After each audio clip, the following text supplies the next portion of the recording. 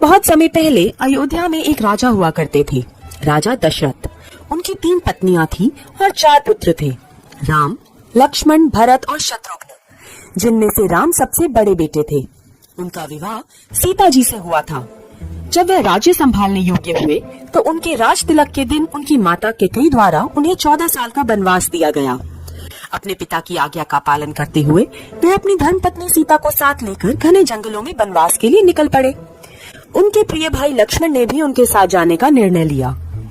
राम, लक्ष्मण और सीता जी घने जंगलों से होते हुए अपने महल से काफी दूर चले गए। जंगलों के बीच वहीं एक छोटी सी कुटिया बनाकर वह उसमें रहने लगे। एक दिन स्वरूपनखा नाम की एक राक्षसी उसी जंगल में आई। वह श्री राम जी को देखकर उन पर मोहित हो गई। उसने अपना भेष एक सुंदर स्त्री में बदला और राम जी के पास जाकर बोली, मुझे आपसे शादी करनी है। देवी, मैं तो पहले से ही शादीशुदा हूँ। देखिए, यह मेरी धर्मपत्नी सीता है। स्वरूपनखा सीता जी का सुंदर रूप देखकर आग बबूला हो गई और अपने असली रूप में आकर उन्हें मारने के लिए दौड़ी, तो लक्ष्मण जी ने उसकी नाक काट दी। नाक काटते ही स्वरूपनखा अपने भाइयों के पास मदद के लिए भागी। स्वरूपनखा लंका के राजा रावण की छोटी बहन थी। उसने लंका पहुंचकर रावण को सारी बात बताई। रावण ने अपनी बहन के अपमान का बदला लेने की ठानी। उसने एक राक्षस को एक सुंदर हिरण का रूप बनाकर जंगल में भेजा। सुंदर हिरण को देख सीता जी मोहित हो गई और उन्होंने राम जी से कहा, स्वामी, मुझे वो हिरण चाहिए, कितना प्यारा है, आप मेरे लिए उसको पकड़ लाएं। राम जी लक्ष्मण को सीता जी की रक्षा करने के लिए बोलकर हिरण पकड़ने के लिए चले गए। काफी दूर जाने के बाद राम जी ने देखा कि हिरण दौड़ते दौड़ते गायब हो रहा है। वह समझ गए कि यह कोई मायावी जाल है।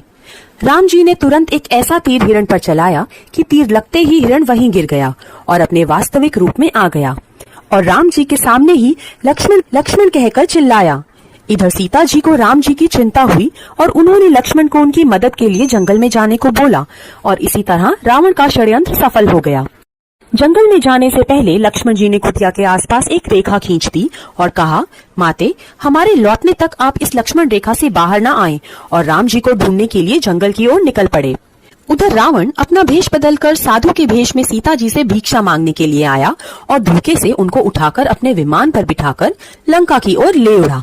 राम और लक्ष्मण जी जब वापस आए तो उन्होंने देखा सीता जी कुटिया पर नहीं थी और उनको खोजने के लिए जंगल में निकल पड़े। खोजते खोजते उन्हें एक घायल पक्षी मिला जिसका नाम जटायु था। जटायु ने राम जी को बताया कि रावण सीता जी को अगवा कर लंका की ओर ले गया है। मैंने रावण को रोकने की कोशिश की लेकिन उसने मेरे पंख काट दिए। अब राम और लक्ष्मण जी लंका की ओर चल पड़े। रास्ते में उन्हें वानर सेना मिली। वानर सेना को साथ लेकर वह रावण से युद्ध करने के लिए चल पड़े। इस वानर सेना में से एक थे हनुमान जी, जो काफी शक्तिशाली थे। वह उड़ भी सकते थे। उन्होंने उड़कर समंदर पार किया और लंका पहुंचकर देखा कि रावण ने सीता जी को कैद करके रखा है। यह बात जानकर राम जी ने वानर सेना के साथ समंदर के आसपास के पत्थरों पर राम लिखकर पुल बनाना शुरू किया। पुल पूरा होते ही उन्होंने लंका पर चढ़ाई कर दी।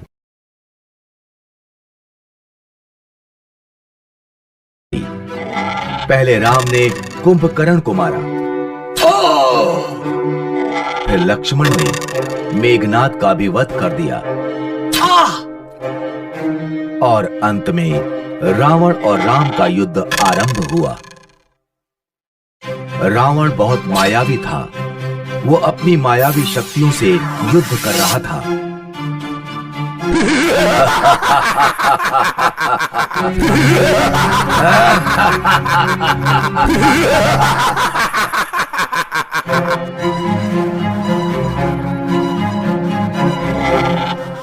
राम के तीर उसे कुछ क्षति नहीं पहुंचा पा रहे थे।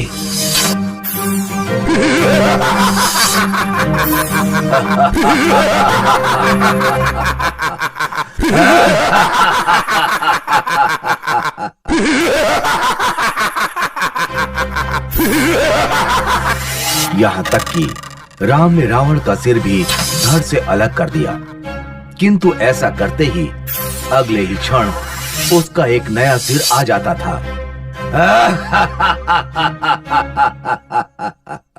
ये रावण मरता क्यों नहीं?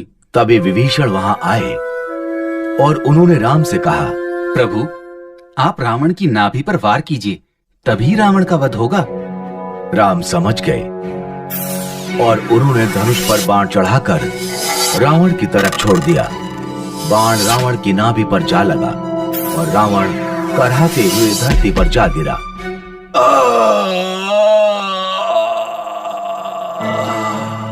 इस तरह राम ने रावण का वध किया और सीता को लंका से छुड़वा लिया।